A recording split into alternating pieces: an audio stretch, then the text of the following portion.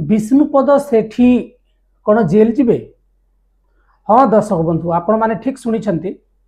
वर्तमान संध्या ठारू आरंभ कर विभिन्न गणमाध्यम रे जो चर्चा चली जे विष्णुपद सेठी को जेल हो पारे।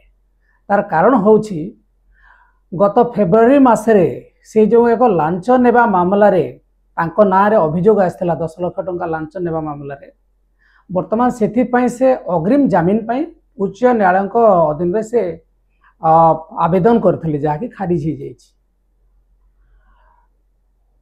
घटनाटी एइथिपाई टिके बेसी गुरुत्वपूर्ण एवं प्रासंगिक लगुच कहीं जड़े भल आईएएस ऑफिसर हिसाब से विष्णुपद सेठी ना रही।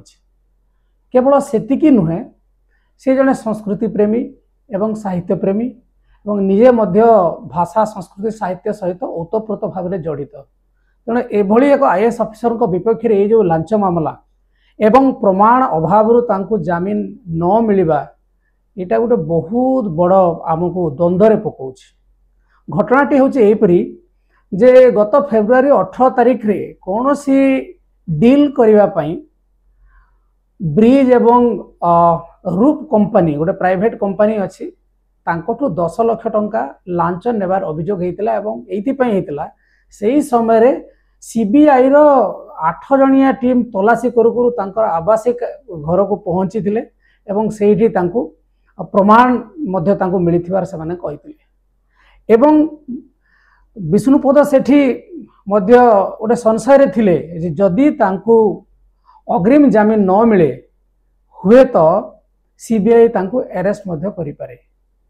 एवं यह ही हूँ मूल कारण सीबीआई पाखे जेहेतु पर्याप्त प्रमाण अच्छी बोली मीडिया रे कहा जाउछि हुए तो उच्च न्यायालय तांकर जो अग्रिम जमीन आवेदन को खारज करिसेंते।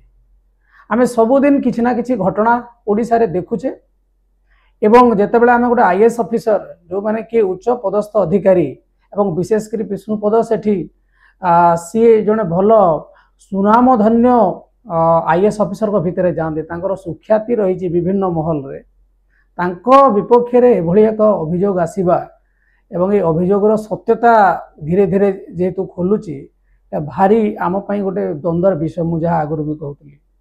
आग को कौन होची आमे देखिबा से आईन रो जाल रे छंदी हिजबे ना निजको मुकुलाई परिबे एवं परवर्ती समय रे जो अपडेट्स आसीबो ताकू नै कि आमे आउ एक वीडियो करबा।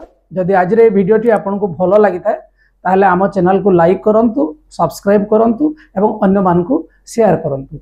धन्यवाद।